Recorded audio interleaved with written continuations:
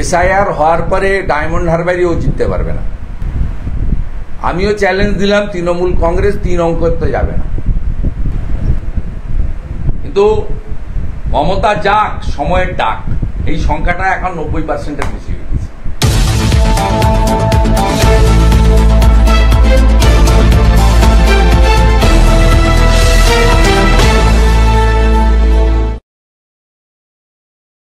প্রথমত আজকে পূর্ব মেদিনীপুর জেলায় ভারতীয় জনতা পার্টি সমর্থিত, আবারও বলি এটা তো প্রতীকে হয় না, সমবায় সমিতির ভোট ছিল। আমাদের ভগবানপুর বিধানসভার ভগবানপুর 1 নম্বর ব্লকের পূর্ব রাধাপুর সমবায় কৃষি উন্নয়ন সমিতি, এখানে ভারতীয় জনতা পার্টির মানসিকতা যারা রাষ্ট্রবাদী, যেহেতু প্রতীক থাকে না আমরা দলের কথা বলি না, রাষ্ট্রবাদীরা আজকে চোরেদের অর্থাৎ তৃণমূল কংগ্রেস যারা চোর হিসেবে স্বীকৃত তাদেরকে, জীবনকৃষ্ণ সাহার পার্টি তাদেরকে আজকে পরাজিত করেছে। এবং আমরা গত কয়েক মাসের মধ্যে 52টা সমবায় সমিতিতে এই চোরেদের হারালাম, এবং সবগুলো নতুন। এইগুলোতে সবগুলোতেই 11-র আগে সিপিএম ছিল আর 25-এর আগে তৃণমূল ছিল। তাই কেউ জিতেছেন, ক্ষমতা ধরে রেখেছেন, সেটা অন্য জিনিস, কিন্তু ক্ষমতার হাত বদল, রাজ্য পুলিশ দিয়ে নির্বাচন, এটা একটা গুরুত্বপূর্ণ সিগনিফিকেন্ট, এবং সিগন্যালটাও খুব পরিষ্কার মানুষ কি চাইছেন। এই জন্য আমি রাধাপুরের সমস্ত কৃষিজীবী সমবায়ীদের আন্তরিক অভিনন্দন জানাই। এটা আমাদের 52তম জয় হলো, 52টা সমবায় রাষ্ট্রবাদীরা জিতল। দ্বিতীয় ইনফরমেশান আপনাদেরকে দিই, আপনারা জানেন যে 2021 সালের পরে যখন পোস্টপোল ভায়োলেন্স হয়, ভারতীয় জনতা পার্টির বিধায়কদের ইনক্লুডিং এলওপি কেন্দ্রীয় নিরাপত্তা বাহিনী ভারত সরকারের পক্ষ থেকে দেওয়া হয়, কারণ সেই সময় নির্বাচিত বিধায়করাও একাধিক জায়গায় আক্রান্ত হয়েছিলেন। আর আমরা তো প্রায় হই, কদিন আগেই কোচবিহারে হয়েছি, তার আগে বারুইপুরে হয়েছি, তার মধ্যে বারাসাতেও হয়েছি, ব্যারাকপুরেও করার চেষ্টা হয়েছে। এ তো প্রায় সপ্তাহে সপ্তাহে হয়। তা আমি এবং শঙ্কর ঘোষ, আমাদের চিফ হুইপ অপোজিশন, আমরা 1 আগস্ট 2024 মাননীয় স্পিকার বিমান ব্যানার্জির নির্দেশের বিরুদ্ধে কলকাতা হাইকোর্টে গেছিলাম। সেখানে আমরা বলেছিলাম যে আমরা বিধানসভার ভিতরে আক্রান্ত হচ্ছি, আমাদের নরহরি মাহাতো, মনোজ টিগ্গারা আক্রান্ত হয়েছেন, লবিতে আক্রান্ত হয়েছে, আমাকে সরাসরি এসে পূর্বস্থলীর টিএমসি এমএলএ থ্রেট করেছে, আপনারা দেখিয়েছেন টিভিতে। তা এইসব ভিতরে বাইরে অনেক ঘটনা ঘটে, আমরা তার জন্য প্রস্তুত আছি, কারণ পশ্চিমবঙ্গে যা চলছে তাতে সাধারণ মানুষেরই নিরাপত্তা নেই, কোনো বোন দিদি কন্যার নিরাপত্তা নেই, সেক্ষেত্রে আমাদের নিরাপত্তা তো থাকবে না, এটা অত্যন্ত স্বাভাবিক। তা আমরা পিটিশন করেছিলাম যে কেন্দ্রীয় বাহিনী সিআরপিএফ সিআইএসএফকে গেটের বাইরে রেখে দেওয়া হয়, এরা কি চোর না ডাকাত? আর রাজ্য পুলিশ, কলকাতা পুলিশ, মমতা ব্যানার্জি, বিমান ব্যানার্জি সহ এদের পিএসওদেরকে ভিতরে অ্যালাউ করা হয়। তাতে আজকে অনেকদিন হিয়ারিংয়ের পরে জাস্টিস অমৃতা সিনহার বেঞ্চে এই মামলার নিষ্পত্তি হয়েছে। সরকারের উকিল বলেছেন যে রাজ্য সরকারের কোনো রাজ্য পুলিশ বা কলকাতা পুলিশ, অর্থাৎ তাদের পিএসওরা মানে পার্সোনাল সিকিউরিটি অফিসার যারা আছেন, কলকাতা পুলিশ বা পশ্চিমবঙ্গ পুলিশ বা তারা কেউ অ্যাসেম্বলি প্রিমিসেসের মধ্যে আসবে না। আমরা এটা খুশি। আমরা আমাদের পিএসওদের এন্ট্রির থেকেও এক যাত্রায় পৃথক ফল, এই বেআইনি কাজ সিআরপিএফ এবং সিআইএসএফকে বিমান ব্যানার্জির যে আটকানো, এটার আমাদের বিরোধী লড়াই ছিল, দীর্ঘ 1 বছরের লড়াই, 1 বছরেরও বেশি। 1 আগস্ট 2024 থেকে আজকে আমরা জিতেছি। মাননীয় অমৃতা সিনহা মহোদয়া ডিসপোজাব করেছেন, তিনি বলেছেন যখন কেন্দ্রীয় নিরাপত্তা বাহিনী ঢুকতে পারছে না, তখন রাজ্য পুলিশ এবং কলকাতা পুলিশ 294 জন, তার মধ্যে মনে 1-8 জন মারা গেছেন এমএলএ, বাকি যে কজন এমএলএ আছেন কারোরই পিএসও বিধানসভা চত্বরে ঢুকতে পারবে না। অর্ডার আজকে হয়েছে, কাল থেকে এটা বলবৎ হওয়া উচিত। আশা করব সন্ধ্যার মধ্যে অর্ডার আপলোড হয়ে যাবে। এটা আমাদের একটা বড় লড়াই ছিল, এই লড়াইতে আমরা জিতেছি। আমরা হাইকোর্টের কাছে কৃতজ্ঞ এবং এখানে আইন জিতেছে। এবং বিমান বন্দ্যোপাধ্যায়ের যে এক চোখ বন্ধ করে আরেক চোখে যে সিদ্ধান্ত, মমতা বন্দ্যোপাধ্যায়ের অঙ্গুলি হেলনে, এটা আজকে কার্যত নাল অ্যান্ড ভয়েড হয়েছে কোর্টে। It's a great victory for us. Second thing, আমরা আশা করি যে মুকুল রায়ের ডিফেকশন মামলা নিয়েও আমরা অনেক দিন ধরে লড়াই করছি।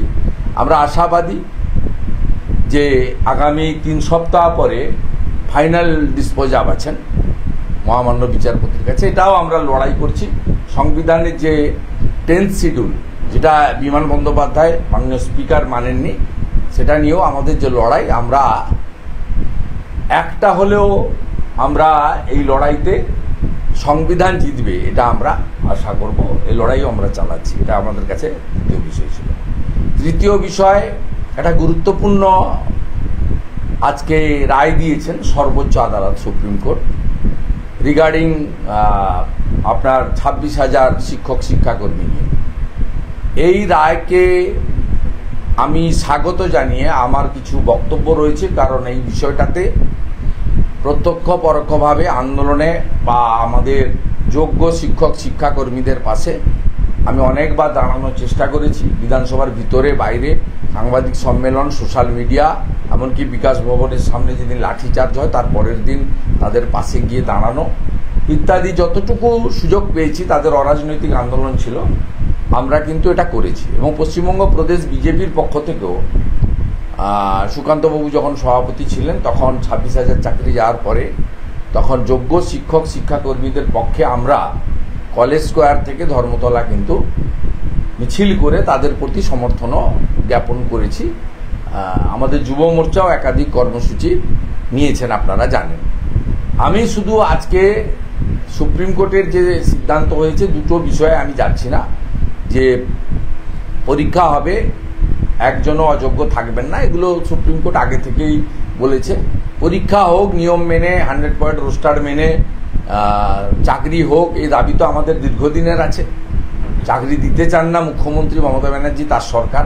তারা ভাতাতে বিশ্বাস করেন, তোষণে বিশ্বাস করেন, খেলামেলা এসবে বিশ্বাস করেন। আমরা তো প্রথম থেকে চাকরি দেওয়ার পক্ষপাতী। 6 লক্ষ পার্মানেন্ট পোস্ট অবলিশ করেছেন, ক্যাজুয়াল কন্ট্রাক্টুয়াল ঢুকাচ্ছেন সামান্য বেতন দিয়ে।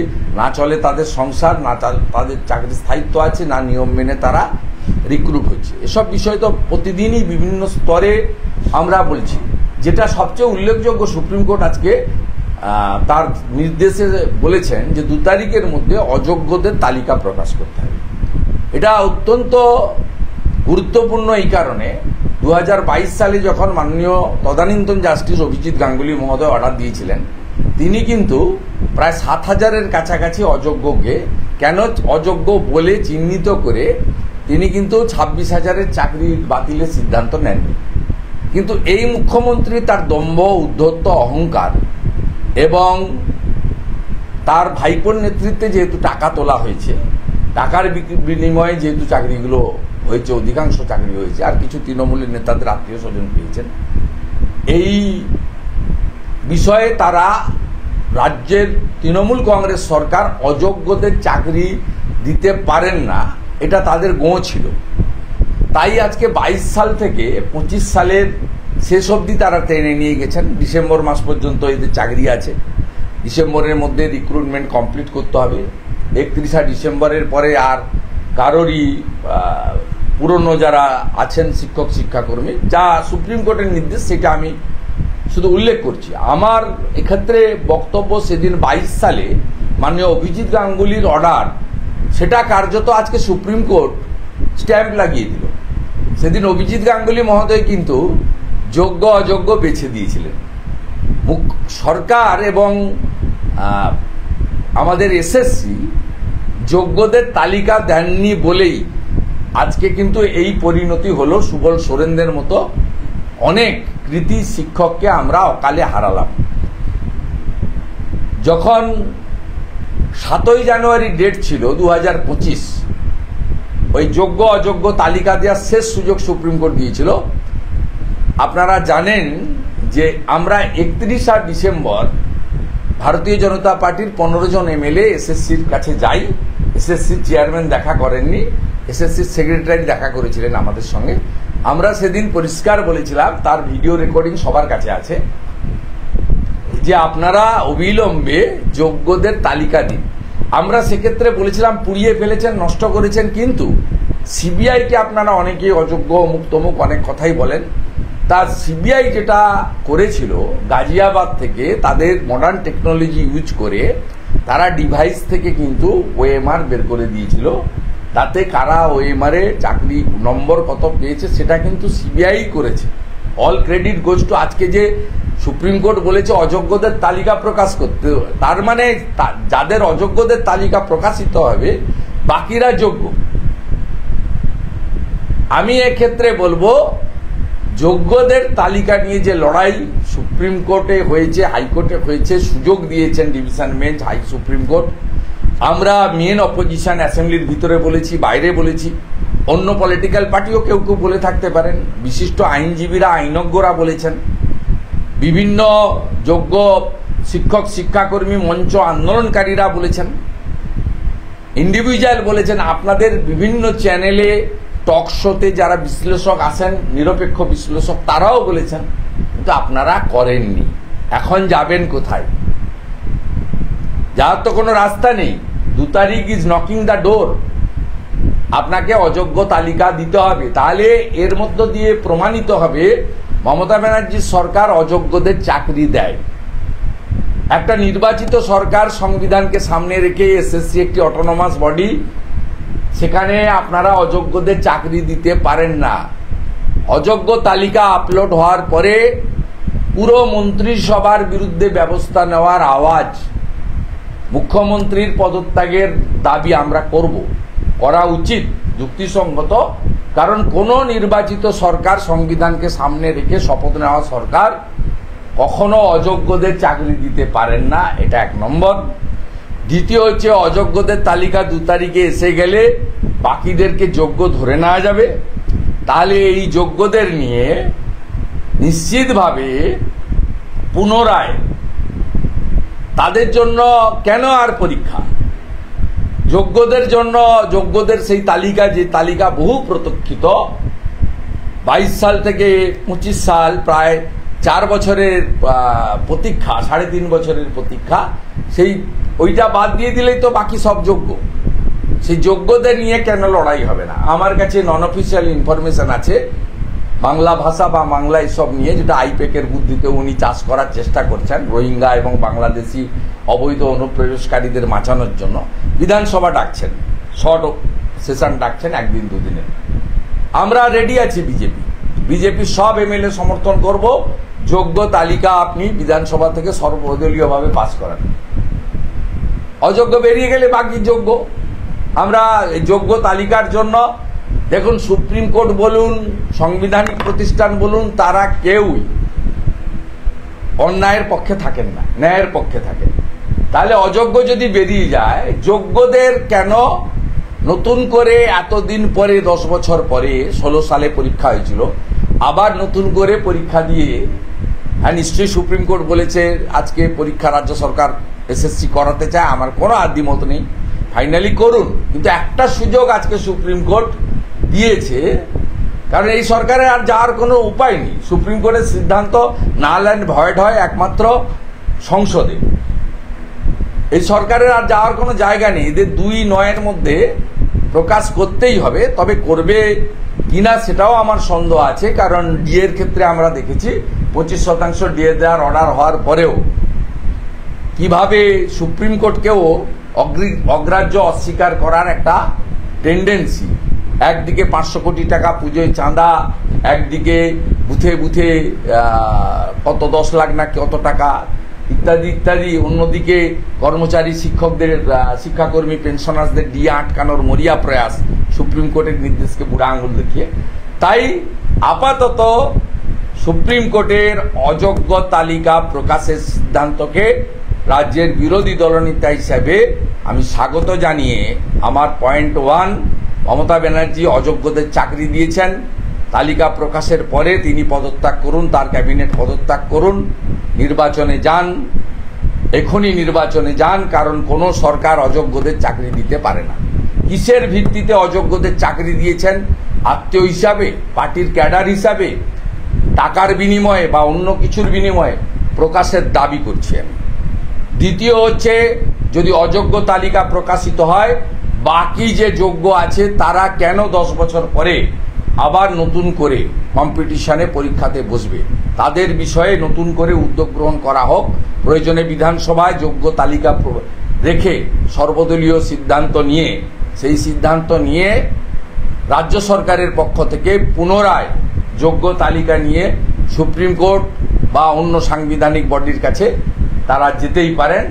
যোগ্য তালিকা যদি প্রকাশ হয়, সেই যোগ্য তালিকা অযোগ্যরা বেরিয়ে যায়, যোগ্যদের চাকরি রক্ষার ক্ষেত্রে সরকারের যে কোনো প্রস্তাব বিরোধী দল হিসেবে আমরা বিধানসভার ভিতরে সমর্থন করব, যাতে যোগ্যদের চাকরি না যায়, যেটা 2022 সালে দিদেন জাস্টিস অভিজিৎ গাঙ্গুলি দিয়েছিল। এটা দ্বিতীয় নম্বর পয়েন্ট।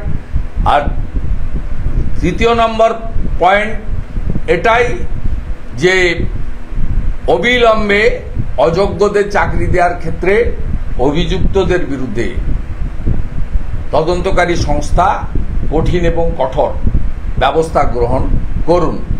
কারা এসএসসির অটোনমি খতম করলো, কারা এসপি সিনহার নেতৃত্বে আলাদা কমিটি করলো, কারা রাজনৈতিক প্রতিনিধি হিসেবে তদানীন্তন শিক্ষামন্ত্রী পার্থ চ্যাটার্জির পিএসকে ওই কমিটির মধ্যে ঢোকালো, সেই সিদ্ধান্তে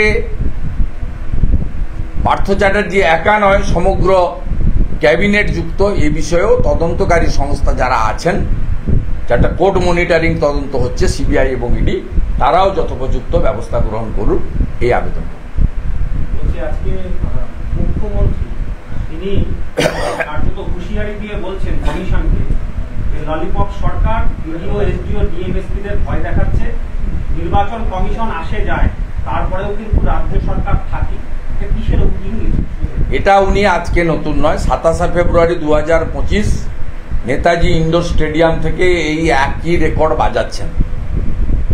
তিনি বর্তমান নির্বাচন কমিশনের যে ফুল প্যানেল, তাকে ভয় পাচ্ছেন যে তারা স্বচ্ছতার ভিত্তিতে নির্বাচন করবে। তিনি কতগুলো অশনি সংকেত দেখছেন। তিনি দেখছেন নির্বাচন কমিশনের একটার পর একটা সিদ্ধান্ত শুধু পশ্চিমবঙ্গের ক্ষেত্রে নয়, গোটা ভারতবর্ষের ক্ষেত্রে উনি বিচলিত। এবং সবচেয়ে বিচলিত হয়েছে কালীগঞ্জের নির্বাচনে। ওই যে সিসিটিভির যে টেন্ডার যাকে দিয়েছিলেন, আইপ্যাকের কথায় সোদপুর আলী জাফতাব দিয়েছিল, তাকে ব্ল্যাকলিস্টেড করে দিয়ে ফ্রেশ টেন্ডার করে দিয়ে 2টো করে ক্যামেরা লাগিয়ে পরিচ্ছন্নতার সঙ্গে যে নির্বাচনী প্রক্রিয়া শুরু হয়েছে এবং তার বিরুদ্ধে যে অ্যাকশন হয়েছে, তারপরে সিদ্ধান্ত কাকদ্বীপে যে ডাটা এন্ট্রি অপারেটরের এগেনস্টে এফআইআর হয়েছে ফলস নাম তোলার জন্য, নাম ডিলিট করার জন্য।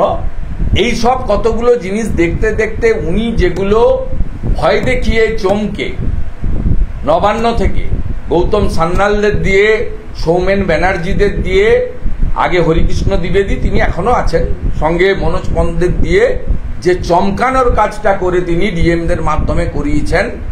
আইপ্যাক সমান্তরাল প্রশাসন চালিয়েছে, ডাটা এন্ট্রি অপারেটর, এমনকি পাসওয়ার্ড, এই গুরুত্বপূর্ণ ইলেকটোরাল রোডের পাসওয়ার্ড, ইনক্লুশন, ডিলিশন, কারেকশনের পাসওয়ার্ড পর্যন্ত এই ক্যাজুয়াল কন্ট্রাকচুয়াল ডাটা এন্ট্রি অপারেটরদের কাছে ডাব্লিউবিসিএস অফিসাররা রেখেছেন।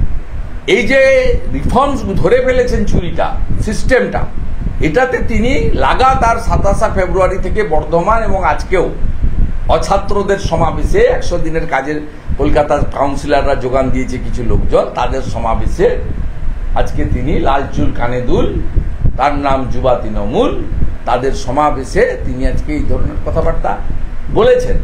ইলেকশন কমিশন সব দেখছেন, তাদের উচিত সাংবিধানিক বডি সিদ্ধান্ত গ্রহণ করা। তবে ইলেকশন কমিশন অত্যন্ত দৃঢ় আছে আমার মনে হয়েছে, কারণ মুখ্যমন্ত্রী বোলপুরে বলেছিলেন কাউকে সাসপেন্ড করব না, কিন্তু 4 জনকে সাসপেন্ড করতে তার মুখ্য সচিব বাধ্য হয়েছে। এফআইআর করবো না গোঁ ধরে আছে। আমার বিশ্বাস ইলেকশন কমিশনের ফুল বেঞ্চের আগামীকাল মিটিং আছে, তারা এই বিষয়ে যথোপযুক্ত সিদ্ধান্ত নেবেন, আমরাও নজর রাখছি। ইলেকশন কমিশন নিরপেক্ষ সাংবিধানিক বডি, কাউকে ফেভার করার বিষয় নেই, ফেয়ারলি চলতে হবে, কনস্টিটিউশন মেনে চলতে হবে। আর উনি যে ধমক চমকটা দিচ্ছেন, এতে বোঝা যাচ্ছে যে মমতা বন্দ্যোপাধ্যায় ভীত, আতঙ্কিত, সন্ত্রস্ত, এবং মূলত আরিজ আফতাব চলে যাওয়ার পরে আর ইলেকশন কমিশনের দিল্লি অফিসে বা তাদের ফুল বেঞ্চ এই রিফর্মসগুলো করছেন বলে তিনি আতঙ্কিত। এবং সবচেয়ে বড় আতঙ্ক তার মধ্যে গ্রাস করেছে এসআইআর নিয়ে। এসআইআর নিয়ে তিনি ভীষণ আতঙ্কিত, কারণ তিনি জানেন যে এই এসআইআর হলে তার যে বিশেষ ভোট, সেই ভোট কিন্তু থাকবে না। আমি নানা সময়ে আপনাদেরকে উদাহরণ দিয়েছি, আজকে আরেকটা উদাহরণ দিচ্ছি। 115 রাজারহাট নিউ টাউন বিধানসভা, বুথ নম্বর 181। এই বুথে এই মুহূর্তে 65টা মৃত ভোটার আছে আর 89টা আউটসাইডার আছে, যারা এই বুথে কয়েক বছর ধরে থাকছেন না। একটা বুথ এই রাজারহাট নিউ টাউনে, যেখানে ভারতবর্ষে ভোটার গ্রোথ 7%, এখানে 28% গ্রোথ হয়েছে। এবং জাংড়া সহ বড় একটা এলাকায় বাংলাদেশি মুসলমান অনুপ্রবেশকারীদের হাতে চলে গেছে রাজারহাট নিউ টাউন, আর কার্যত আমাদের হাতে আছে কিনা খুব সন্দেহের জায়গায় গেছে। আমি তো একটা বুথের উদাহরণ আপনাকে এখানে দিলাম। উনি ভীত, আতঙ্কিত এসআইআর নিয়ে।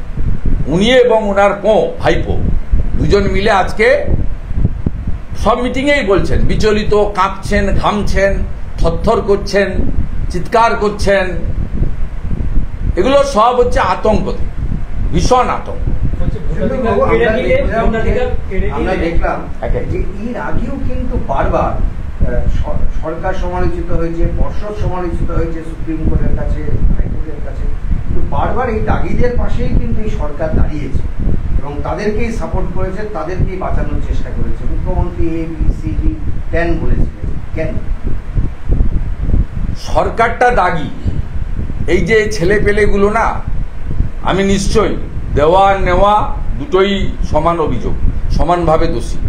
কিন্তু এই যে ছেলে মেয়েগুলো না, এদের বাবা মা, গার্ডিয়ান বা এরা জমি জায়গায় বিক্রি করে কিন্তু সব টাকাগুলো দিয়েছে। জীবন কৃষ্ণ সাহারা টাকা দিয়েছে। আপনি এদেরকে দাগি বলছেন, আপনাদের এত বড় পপুলার চ্যানেল, আপনি কেন বলছেন না সরকার দাগি?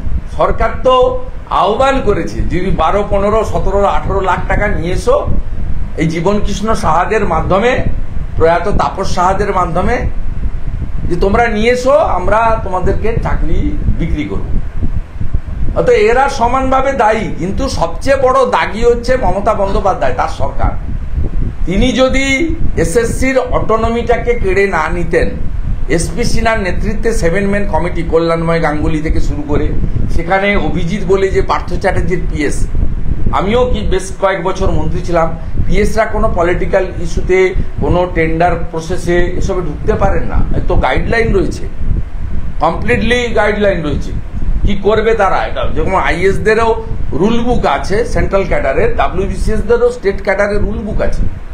কিন্তু একে যখনই এসএসসির অটোনমি পার্থ চ্যাটার্জি কেড়ে নিচ্ছে, তখনই তো এই মুখ্যমন্ত্রীর সমর্থন আছে।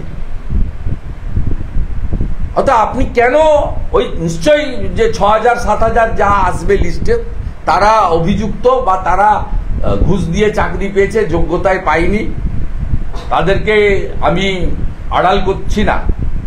আমি মনে করি মূল দাগি, সবচেয়ে বড় দাগি মমতা বন্দ্যোপাধ্যায়ের মন্ত্রিসভা।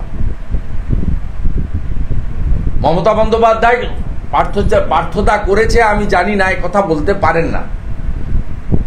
পার্থ চ্যাটার্জি যা করেছে তার বেনিফিট আপনার বাড়িতে গেছে, আপনার দলে গেছে, আপনার লোকেরা গেছে, আপনার পরিবারের যে কোম্পানি লিপস অ্যান্ড বাউন্স, তার লোকেরা যুক্ত। সুজয় কৃষ্ণ ভদ্রের ভয়েস মেল টেস্টিংয়ে সেটা প্রমাণিত সত্য হিসেবে সামনে এসেছে। তাই বলুন দাগি মমতা বন্দ্যোপাধ্যায়, তার মন্ত্রিসভা দাগি। দাঁড়ান, এই বলছি 26-এ ভোটে বিজেপিকে 50-এ নামাবে, আজকে অভিষেক করেছে। এসআইআর হওয়ার পরে ডায়মন্ড হারবারে জিততে পারবে না। এসআইআর হওয়ার পরে ডায়মন্ড হারবারেও জিততে পারবে না। আমিও চ্যালেঞ্জ দিলাম, তৃণমূল কংগ্রেস 3 অঙ্ক তো যাবে না। তৃণমূল কংগ্রেসের সুপ্রিমো নন্দীগ্রামে হেরেছে, এবারে ভবানীপুরে হারবে। ছাত্র নির্বাচন নিয়ে তৃণমূল ছাত্র পরিষদের প্রতিষ্ঠা বার্ষিকীর মঞ্চে নীরব মমতা অভিষেক। ছাত্র নির্বাচন নিয়ে নীরব। সব তো বুড়ো, ছাত্রকে দুটো বাচ্চা, তিনটে করে বাচ্চা, কারো কারো একটা স্ত্রী আর একটা তিনটে বান্ধবীও আছে, এগুলো ছাত্র নেই। এই যেগুলো মঞ্চে ছিল নাচন কুদন করছিল, ওগুলো ছাত্র নেই, দাদু হয়ে গেছে কেউ। ছাত্রদের কথা আসবে কেন? চাকরির কথা আসবে কেন? মেধার কথা আসবে কেন? উনি তো বলছেন যে তিনি 2 কোটি লোককে দারিদ্র্য সীমার নিচে নামিয়েছেন, উপরেও না। অর্থাৎ 2 কোটি লোককে গরিব করেছেন উনি আজকে বলেছেন। তো ভয়ঙ্কর ভয়ঙ্কর কথা বলেছেন। বলেছেন পার্টিশনের কথা ভুলে যান, তাই এরপরে কোনোদিন বলবে যে 15ই আগস্ট ভুলে যান, 26শে জানুয়ারি ভুলে যান। আজকে বলেছে পার্টিশনের কথা ভুলে যান, পাঞ্জাব দুভাগ হয়েছে, বাংলা দুভাগ হয়েছে। আরে পাঞ্জাব বাংলা দুভাগ হয়েছে তো ডক্টর শ্যামাপ্রসাদ মুখার্জির জন্য। আপনি যে হেলিকপ্টার আর চার্টার প্লেনে ঘুরছেন, আপনার পরিবার যে কয়েক হাজার কোটি টাকার মালিক হচ্ছে, আপনার পরিবারের লোকেরা আমেরিকার হপকন্সে গিয়ে চিকিৎসা করাচ্ছে, সেটা তো ডক্টর শ্যামাপ্রসাদ মুখার্জি এই বাংলাকে ভারতে রেখেছিল বলে। বাংলাদেশে থাকলে, পাকিস্তানে থাকলে তো পারতেন না করতে এসব করতে। আপনি কি বলছেন? বেকারত্ব 50% কমিয়েছে কে? আপনারা নিজেদের কি অবস্থা? 5,000, 7,000, 8,000, 9,000 টাকায় ছোট ছোট সাব ডিভিশনে, ডিস্ট্রিক্টে নিউজের সঙ্গে কাজ করছে ছেলেমেয়েরা। ওই টাকায় চলে কারো? একটা বাচ্চাকে ভালো স্কুলে দিতে গেলে 5,000 টাকা মিনিমাম খরচ হচ্ছে। ভয়াবহ চিত্র এই রাজ্যে। বলছে যে আমার রাজ্য থেকে যেমন কয়েক লক্ষ লোক চলে গেছে, বাইরের রাজ্য থেকে 1.5 কোটি লোক এখানে করছে। আপনি বাকি এখানকার 1.5 কোটি থেকে কিছু লোককে অন্য জায়গায় পাঠিয়ে তাদেরকে নিয়ে আসুন না। কেন 5,000 টাকা দিবেন বলছেন? রিড অ্যান্ড রাইট গ্রুপ ডিতে চাকরি দিয়ে দেন, দম আছে দিয়ে দেন 60 লাখ পরিযায়ী শ্রমিককে। অতএব এটা ছাত্র সমাবেশ বা ছাত্র ভবিষ্যৎ প্রজন্ম যুবকদের জন্য কোনো বার্তা এখানে ছিল না। ছিল দম্ভের প্রকাশ, ঔদ্ধত্যের প্রকাশ, আর ভীষণ ভয় থেকে তিনি ভারতবর্ষের প্রধানমন্ত্রী, দেশভাগ ইত্যাদি অনেক কথা বলেছেন, যে কথাগুলো কোনো ভারতবর্ষের সংবিধানকে সামনে রেখে কোনো জনপ্রতিনিধির মুখ থেকে মানুষ আশা করে না। দাদা বলছেন যে একজনের ভোটাধিকার কাটলে জীবন দেবেন, জীবন থাকতে একজনের ভোটাধিকার কাটতে তিনি দেবেন না। উল্টোদিকে অভিষেক বলছেন একজনের মানে ভোটাধিকার কাদের? জেনুইন ভোটার তো আমরাও তো বলছি। বিহারের ড্রাফট ভোটার লিস্ট বেরিয়েছে, তারপরে 6 নম্বর ফর্মে কমপ্লেন করার সুযোগ দিয়েছে ইলেকশন কমিশন। ভোটার তালিকা একটা চলমান প্রসেস। আপনি যদি জেনুইন ভোটার হয়, আপনার নাম কাটবে কেন?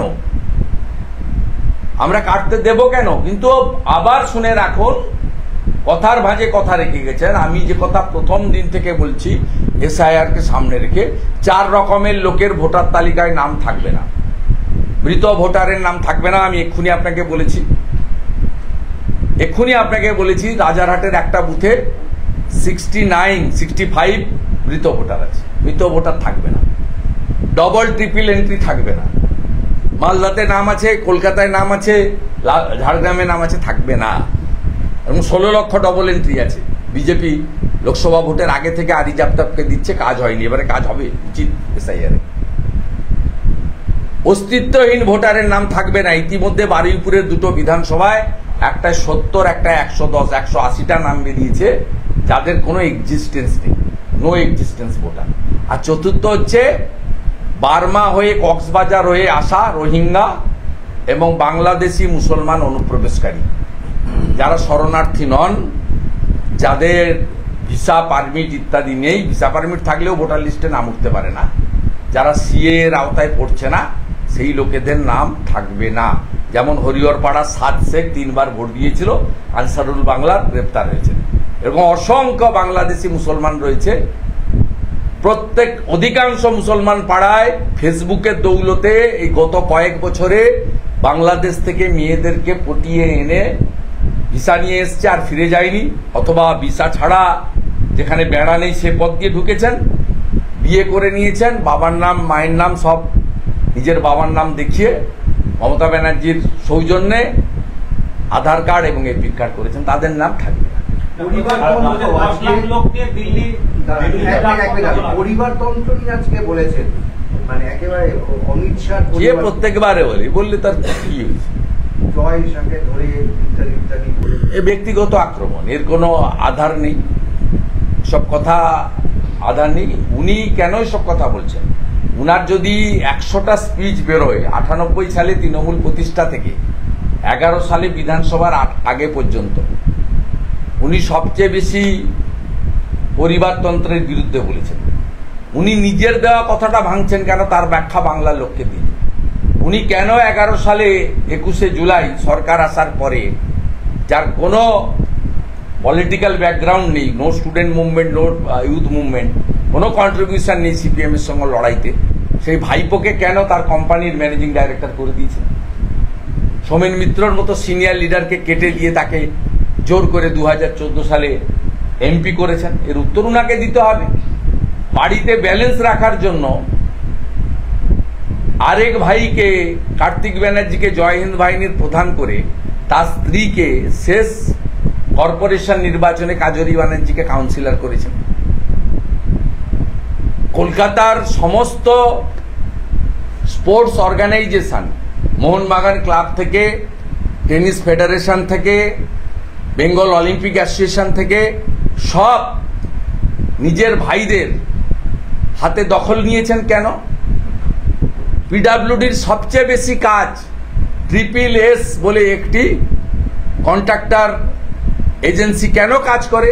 সেই এজেন্সির সঙ্গে আপনার পরিবারের, আপনার দাদার কি সম্পর্ক? আপনি বলেছিলেন তো, আপনি কেন কথা ভাঙবেন?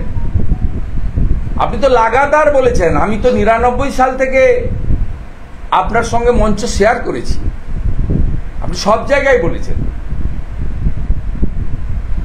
সব জায়গায়। আপনি কেন কথা ভাঙবেন? আপনি অন্য লোকের কথা কেন ধরবেন?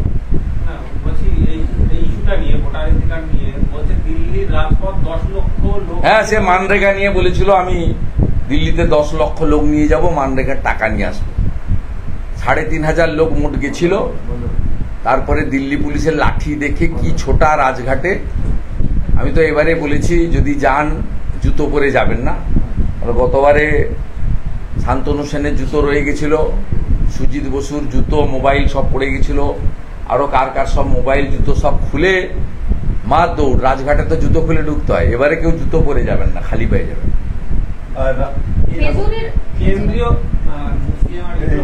আর না বাইট দিতে দিয়েছে কেন্দ্রীয় এজেন্সিকেও আক্রমণ করে বলেছেন যে আগে কেন্দ্রীয় এজেন্সি বিজেপি করতো না, কোনো রাজনৈতিক দল করতো না, ইলেকশন এলে এদের দাপাদাপি এখন বাড়ে। কেন্দ্রীয় এজেন্সি আগে বিজেপি করতো না, বিজেপি। আমি এটা নিয়ে বলবো না, সবগুলো কেসই হাইকোর্টের নির্দেশে হচ্ছে। জীবন কৃষ্ণ সাহা আগে পুকুরে ঝাঁপ দিয়েছিলেন, এবারে নালায় ঝাঁপ মেরেছেন। আপনার বিপ্লবী নেতারা ফেস করছেন না কেন? আপনার ভাইপোকে যখনই ডাকে সুপ্রিম কোর্ট হাইকোর্টে চলে যায় কেন? ডাকলেই চলে যেতে হবে, ডাকলেই চলে যেতে হবে, ফেস করতে হবে। অনেকেই ফেস করেন তো, যদি মনে করেন পলিটিক্যালি হচ্ছে, ফলস হচ্ছে। আপনার লোকরা কেন ফেস করে না? আপনার জীবনকে কেন মোবাইল পুকুরে ফেলতে হয়, নালায় ফেলতে হয়? আপনার ভোরবেলা কেন কাদা মাখতে হয় আপনার জীবন সাহাকে? সেখানেও পিসি ভাইপো, বাংলার মানুষ অপেক্ষা করে আছে আসল পিসি ভাইপোর কাছে কখন পৌঁছে। প্রকল্পের একাধিক প্রকল্পের দেখা যাচ্ছে ছড়াছড়ি, আজকে স্টেজ থেকে অভিষেক ব্যানার্জি বলছিলেন, কিন্তু যদি দেখা যায় যে বাস্তবে অনেকেই তো এই প্রকল্প পাচ্ছে না। আসলে ঘোষণা একরকম হচ্ছে, কাজ আর একরকম হচ্ছে। দেখুন, এই রাজ্যে অন্য রাজ্যের তুলনায় সম্পূর্ণ ভিন্ন। এখানে তৃণমূল কংগ্রেস মানুষের সমর্থনে নেই। গুন্ডাগর্দি, পুলিশকে অপব্যবহার এবং একটা মুসলিম কমিউনিটিকে ভুল বুঝিয়ে তাদের এলাকা দখল, তাদেরকে নিয়ন্ত্রণ করে তাদের ওখানে যারা প্রতিবাদ করতে চান করতে দেয় না। প্রত্যেকটি মুসলিম এলাকা তারা কন্ট্রোল করেন। হাই অ্যাপিজমেন্ট এবং অবৈধ ভোটারদের নিয়ে তারা ক্ষমতায় আছে। আমি প্রত্যেকটা প্রেস কনফারেন্সে বলেছি, আজকেও বলেছি, গত লোকসভা নির্বাচনে 7 দফায় 5,000 করে ক্যামেরা বন্ধ ছিল। যদি 200% কাজ হয়ে গিয়ে থাকে তাহলে ওই মাছ বাজারের নিলামের মতো গতবারের 75, এবারে 80, 85, 90, 1,10,000 এগুলো তো করার কোনো মুখ্যমন্ত্রীর দরকার নেই। মুখ্যমন্ত্রী আজকে বলছেন, একটা তো ভুল বলেছেন, 2 কোটির নিচে তিনি দারিদ্র সীমার নিচে 2 কোটি লোককে নামিয়ে দিয়েছেন, মানে আরো দরিদ্র করে দিয়েছেন। যাই হোক, তিনি হয়তো বলতে চেয়েছেন উপরে তুলতে চেয়েছেন, দারিদ্র সীমার নিচের উপরে। প্রত্যেকটা মিটিংয়ে কিছু কিছু তো থাকবেই, তা কিছু চাটনি তো উনি দেবেনি। তা লোক আর ভয়টয় পাচ্ছে না। বর্ধমানে দেখেছেন এত সিকিউরিটি, এত টাইট অ্যারেঞ্জমেন্ট, এত শান্তির পরেও লোক কিন্তু প্লাকার্ড ধরে বলছে, ভয়ে মানুষ পাচ্ছে না। এই যে আমার পাড়া তৃণমূল তাড়া, এটা আমার কথা, আর ওদের কথা হচ্ছে আমার পাড়া কি সমাধান নাকি। দেখছেন কিভাবে এমএলএ নেতাদেরকে মানুষ তাড়া করছে, প্রশ্ন করছে। কালকে স্বরূপনগরে বলছে 15 বছর আপনি কোথায় ছিলেন। এই মানুষ যে সাহসটা পাচ্ছে, এই যে সমবায়গুলোর নির্বাচন, এখানে সেন্ট্রাল ফোর্স নেই, যে লোক বেরিয়েছে, বিশেষ করে হিন্দু এলাকাতে জাগরণ ঘটে গেছে। অনেকের কষ্ট হচ্ছে, এত গণেশ পুজো, গণেশ নাকি অবাঙালি। এই মূর্খরা জানে না, সেকুলাররা 1960 সালে মহানায়ক উত্তম কুমার কলকাতাতে গণেশ পুজো তার বাড়িতে করেছে। 1960 সালে, এদের অনেকেরই জন্ম হয়, জানে না হিন্দুদের মাঝখানে যে প্রাচীর মমতা ব্যানার্জি তুলেছিলেন ভাষার নামে, জাতের নামে, মত পথের নামে, এটা ভেঙে দিচ্ছে হিন্দুরা। সেই জন্য 30,000 গণেশ পুজো হয়েছে, মানে পাবলিকলি, সার্বজনীন। লক্ষ্মী পুজোর মতো, সরস্বতী পুজোর মতো বাড়িতে বাড়িতে গণেশ পুজো হয়েছে। আপনাদের অনেকের বাড়িতে আপনারা গণেশ ঠাকুর নিয়ে গিয়ে পুরোহিত রেখে সাধ্য মতো পুজো করেছে। এই যে জাগরণটা ঘটেছে, যে আমাদের যে কালচার, সংস্কৃতি, ধর্মের কালচার, সেটা অন্য ধর্ম পালন করছেন, ক্ষতি কিছু নেই। এইসব করে উনি পশ্চিমবঙ্গে প্রকৃত উন্নয়ন করতে পারেননি। উনি জানেন একটা বড় অংশের মানুষ ক্ষুব্ধ। উনার সবসময় ক্যালকুলেটিভ মেথড, উনার যে পরামর্শদাতা আইপ্যাক, আগে প্রশান্ত ঘোষের ছিল, এখন প্রতীক জৈন বলে একটা টেন্টেড করাপ্টেড ব্রোকার উনার পরামর্শদাতা হয়েছে। সব সময় হিসাব করছে 30-32% মুসলিম ভোট পুরোটা নিতে হবে, বাকি এদিক ওদিক করে ছড়িয়ে ছিটিয়ে দিয়ে করতে হবে। আপনি বলুন তো, 1,25,000 টাকায় বাড়ি হয়? আপনার লোকরা বালিঘাটকে যা করেছে, 3,500 টাকার বালি 12,000 টাকায় কিনতে হচ্ছে। কে 1,20,000 টাকায় বাড়ি করতে পারে পশ্চিমবঙ্গে? আপনি যে কাণ্ড কারখানাগুলো করছেন, এবং আমি আপনাকে আজকে বলে রাখছি, এই আইপ্যাক বুদ্ধি দিয়েছে ডিসেম্বর মাসে 500 টাকা বাড়াবে এই লক্ষ্মীর ভান্ডারে। একসঙ্গে বাড়াবে না, 200 টাকা করে করে জানুয়ারি ফেব্রুয়ারিতে ভোট ঘোষণার আগে পর্যন্ত করবে, আবার ঢপ মারবে। আমাদের কাছে সব তথ্য আছে। উনি ভাবছেন কি ওনার পিটিএস এর মধ্যে কি হয় তার ভিডিও তুলে কে পাঠায় আমাকে? ওনার লোকরা পাঠায়। উনি নবান্নতে বসে যে অর্ডার টাইপ করছেন তার কপি আমার কাছে আছে। মনোজ পন্থ মেল করার আগে 4 জনকে সাসপেন্ড করেছে। আমি আপনাদের একটা ইলেকট্রনিক্স চ্যানেলকে ফোনে বলে দিলাম 10টা 5-এ মনোজ পন্থ মেল করেছে, তা আমাকে জানিয়েছে কি? নবান্ন থেকে জানিয়েছে। ওনার ডায়ে বাঁয়ে কেউ নেই। পশ্চিমবাংলার সরকারি কর্মচারী, শিক্ষক, পেনশনার্সরা অর্ধেক টাকা পাচ্ছেন। গোটা ভারতবর্ষে 8th পে কমিশনের কাজ শুরু হয়ে গেছে। পশ্চিমবঙ্গে 6th পে কমিশনের পরে আর পে কমিশন হয়নি। একটা পে কমিশন বাদ চলে যাওয়া মানে কত ক্ষতি, আর্থিক ক্ষতি। এরাই তো প্রজেক্ট তোলে। পুজোর ছুটি বন্ধ করে দিয়েছেন। যে ওই পাড়াতে ক্যাম্প না কি হচ্ছে, যেটা শেষ হয়ে যাওয়ার কথা ছিল 3রা সেপ্টেম্বর, তাকে বাড়িয়ে 3রা নভেম্বর পর্যন্ত করেছে। দুর্গাপূজার ছুটি বরবাদ করে দিয়েছে, কালী পুজোর ছুটি বরবাদ করে দিয়েছে, ভাইফোঁটা বরবাদ করে দিয়েছে, কোজাগরী লক্ষ্মী পুজো বরবাদ করে দিয়েছে। অথচ সেই সরকারি কর্মচারী বা যারা এর সঙ্গে যুক্ত তাদেরকে প্রপার পারিশ্রমিক দিচ্ছেন না। গোটা ভারতবর্ষে 8th পে কমিশন চলছে। দিল্লি সরকারও অ্যাডভান্স করে দিয়েছে পে কমিশন। আর আপনার এখানে 6th পে কমিশন, সেও তো আমি তখন ছিলাম ফেডারেশনের দায়িত্বে, জোর করে করিয়েছিলাম, অমিত মিত্র বাধা দিয়েছিল।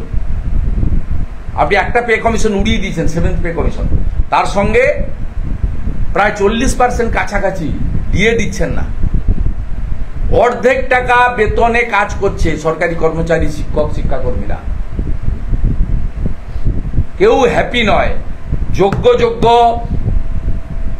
আইএস আধিকারিকদের গ্যারেজ করে বসে আপনি করেছেন, ডবল চাকরি দিচ্ছেন বলেছেন। ডবল চাকরি কারা পাচ্ছে? আলাপন ব্যানার্জি পাচ্ছে, হরিকৃষ্ণ দ্বিবেদীর মতো লোকেরা পাচ্ছে। একজনকে 12 বার এক্সটেনশন দিয়েছেন, RD মিনাকে। এটা নিয়ম। ইলেকশন কমিশনকে তো আমরা বলবো, কালকে একটা অল পার্টি মিটিং আছে, আমাদের 4 জন যাচ্ছে, বুথের প্রপোজাল নিয়ে যাচ্ছে। আমরা এরপরে ধরবো যে SDO র্যাঙ্কের লোক ছাড়া ইয়ারও হতে পারে না, ওটা ভারতবর্ষে ইলেকট্রাল রেজিস্ট্রেশন অফিসার। আপনি SDO র্যাঙ্কের লোক ছাড়াকে ডিএমডিসিদের করে রেখেছেন। আমাদের যে তালিকা আছে, ছাড়া আপনাকে হবে না। সিপিএম এর কাছে, কংগ্রেসের কাছে পার পেয়েছেন, বিজেপির কাছে আপনি পার পাবেন। খেজুরের দুই বিজেপি কর্মী অস্বাভাবিক মৃত্যুর মামলায় সিঙ্গেল বেঞ্চের নির্দেশকে চ্যালেঞ্জ করে ডিভিশন বেঞ্চে নিহতদের পরিবার। আমি তো আগেই বলেছি, ওটা এবং পুরুলিয়ার আরসা পুলিশ পিটিয়ে মেরেছে। দুটোতেই সিঙ্গেল বেঞ্চের রায়ে পরিবার খুশি নয়। পরিবারকে লিগ্যাল সাপোর্ট LOP দিচ্ছে এবং দুটো পরিবারই আমাকে জানিয়েছে তারা ডিভিশন বেঞ্চে যাচ্ছে। মাননীয় বিচারপতি দেবাংশু বসাক মহোদয়ের ডিভিশন বেঞ্চে যাচ্ছে। আমাদের লিগ্যাল সাপোর্ট তাদের প্রতি আছে, লয়াররা সাপোর্ট দিচ্ছেন। তার পরিবার সিদ্ধান্ত নিয়েছে, আমি ওয়েলকাম করছি এটাকে। কারণ পুলিশ পিটিয়ে মেরেছে পুরুলিয়ার আরসাতে, পুলিশ তদন্ত করতে পারে না। সিআইডি হচ্ছে পুলিশের উইংস। এক্ষেত্রে দিবাকর দাসের মোবাইল ফোন SDPO কাঁথি, আর তমলুক মেডিকেল কলেজের যে পোস্টমর্টম করেছে তার মোবাইল ফোন যদি দেখা যায়, তাহলে দিবাকর দাস কাঁথি SDPOর সঙ্গে একাধিকবার কথা হয়ে পোস্টমর্টম রিপোর্ট তৈরি করা হয়েছে as per the direction of the police officer Dibakar Das SDPO Contai, যাকে গত লোকসভা নির্বাচনে ইলেকশন কমিশন গ্যারেজ করেছিল পলিটিক্যালি বায়াসড বলে। ওই দুটো মোবাইল ফোন নিয়ে নিলেই, এবং যদি যিনি এখানে করেছেন পোস্টমর্টম, তাকে যদি একবার তদন্তকারী অফিসাররা ডেকে পাঠায়, তিনি বলে দেবেন যে আমি দিবাকর দাস SDPOর কাঁথির প্রেসারে এটা লিখেছি যে কারেন্টের শক খেয়ে মারা গেছে। 500 জনের উপর তারটা ছিঁড়ে পড়েছে। দুটো বিজেপির লোক, দুটো হিন্দু লোক পড়েছে মহরমের জলসাতে, আর কেউ আহত হলো না। আর বাড়ির লোক ডাকার আগে, বডি হসপিটালে নিয়ে যাওয়ার আগে আপনি সোজা নিয়ে চলে গেলেন থানাতে। মাথায় আঘাত, পিঠে আঘাত, পায়ে আঘাত, কাটার দাগ ইলেকট্রিক শকে হয়। ওই তো SSKM এর লোকেরা অনুব্রতর কেসে যে হাইকোর্ট থেকে স্ট্রিকচার খেয়েছে, তারপরে ভয় আছে, তারা জেনুইন পোস্টমর্টম রিপোর্ট দিয়ে দিয়েছে। ওখানকার ডাক্তারদের অভয়ার ঘটনার পরে আর কিনতে পারছেন না, ডাক্তারবাবুরাও আর কারো কথা শুনছে না। অনুব্রত মণ্ডলের মেডিকেল রিপোর্ট নিয়ে কি হয়েছিল আপনাদের স্মরণে আছে? কোর্টে কে লেজে গোবরে অবস্থা হয়েছিল মেডিকেল বোর্ডে। ন্যাচারালি ধাক্কা খেতে খেতে এদেরকে লাইনে আনতে হচ্ছে। আরো ধাক্কা খাবে, লাইনে আসবে, লাইনে আস্তে আস্তে বেলাইন হয়ে চলে যাবে প্রাক্তন। এই আর না, স্টপ। প্রকাশের দেরিতে মুখ্যমন্ত্রী দুঃখ প্রকাশ করেছেন, কিন্তু বলছেন যে রাজ্যের কোনো দোষ নেই, কিছু মামলাকারীকে নিশানা করে তার বক্তব্য যে এরা আমাদের নন্দীগ্রামে একটা কৃতি ছাত্রী সুইসাইড করে গেছে। আমি কালকে তার বাড়িতে গেছিলাম, ভয়ঙ্কর। হ্যাঁ, আগে রেজাল্ট বেরোলে তো ওকে এটা করতে হতো না, যে কারণে করেছে নিজের চয়েসেবল মানে চান্স পাইনি বলে। ওর তিরুপতিতে চান্স হয়েছিল ইঞ্জিনিয়ারিং এ, তো তিরুপতিতে ইন্টারেস্টেড ছিল না, যেটুকু বাড়ি থেকে আমি জেনেছি। আমি ওই মেয়েটাকে 2 বার সম্বর্ধনা দিয়েছি। অত্যন্ত মানে মেরিটোরিয়াস স্টুডেন্ট, মাধ্যমিক এবং উচ্চ মাধ্যমিকে 2 বারই আমার হাত থেকে পুরস্কার পেয়েছে। আমি কালকে ওর বাড়িতে গেছি। এই তো মুখ্যমন্ত্রী এসব জিনিস ওর কাছে যাবে না, বিচ্ছিন্ন হয়ে আছে। উনি প্রতীক জৈন, ইন্দ্রনীল সেন আর ভাইপোর বাইরে যেতে পারছেন না। সুরেন্দ্রনাথ কলেজের প্রিন্সিপাল কি আজকে বিলি করেছে তৃণমূলের ছাত্র পরিষদের প্রোগ্রামে? অযোগ্য প্রিন্সিপাল, এই যে অযোগ্য শিক্ষক শিক্ষাকর্মীর মতো অযোগ্য প্রিন্সিপাল, অবৈধভাবে পার্থ চ্যাটার্জি চোরেরা এই রকম লোককে প্রিন্সিপাল করেছে। যদি যোগ্য প্রিন্সিপাল হতো এই জিনিস করতো না। মিনিমাম এথিক্স যদি থাকতো, বিদ্যাসাগরের ভাবধারায় যদি শিক্ষা দীক্ষা করতো এই জিনিস করতো না। 96 ছেলে মেয়ে পরীক্ষা দিয়েছিল, 96% ছেলেমেয়ে ঠিক আছে, এক্সেপশন তো আছেই, সর্বত্র এক্সেপশন আছে। 96% মানে কেউ ওই মিটিং না আমি তো বলছি তো অধিকাংশই এই সরকারের বিরুদ্ধে। অভয়ার বাবা মার মতো মেরুদণ্ড সোজা তো আছে, কসবা ল কলেজের বাবা মা মেরুদণ্ড সোজা রাখেনি, ভয় গর্তে ঢুকে গেছে। তো অভয়ার বাবা মা তো লাঠি খাচ্ছে, মার খাচ্ছে, টাকার লোভ দেখাচ্ছে, অফার করছে, তো সোজা তো আছে কিছু কিছু লোক। সবাইকে তো আপনি কিনতে পারবেন না। আমাকে তো 1 ডিসেম্বর 2020 বিজেপিতে যাওয়ার আগে সব রকম অফার করা হয়েছে। প্রশান্ত কিশোর, ভাইপো, সৌগত রায়, সুদীপ বন্দ্যোপাধ্যায়ের উপস্থিতিতে, আর সৌগত রায়ের ফোনে লাউডে মমতা ব্যানার্জি। আমি তো মাথা নত করিনি, আমার তো কেড়ে নেয়নি, ফেলে এসেছি। আছে তো সংখ্যাটা এখন বেড়ে গেছে, অনেক বেড়ে গেছে বলেই বর্ধমানে মিটিং এর মধ্যে সাহস নিয়ে প্লাকার্ড দেখাচ্ছে। বেড়ে গেছে বলেই তামান্নার মারা লড়াই করছে। বেড়ে গেছে বলে হরগোবিন্দ দাস, চন্দন দাস তোমার টাকা দেব না, কলকাতা চলে এসেছে। আছে সংখ্যা এখন বাড়ছে। একটা সময় শিলাদিত্য, অম্বিকেশ মহাপাত্র অনেক করেছেন, এখন সংখ্যা বাড়ছে। যে কথা আমি বলি, রাজনৈতিক ভিন্নতা অনেকের মধ্যে আছে, কিন্তু মমতা যাক, সময়ের ডাক, এই সংখ্যাটা এখন 90%-এর বেশি হয়ে গেছে। কসবার ঘটনার পরেও এত বড় একটা সভা, দাদা, কসবার ঘটনার পরেও এই সভাতে আর না ভাই, আর দাদাগিরি বা বেপরোয়া ছাত্রদের কোনো সবক শেখানোর কথা এই লালটু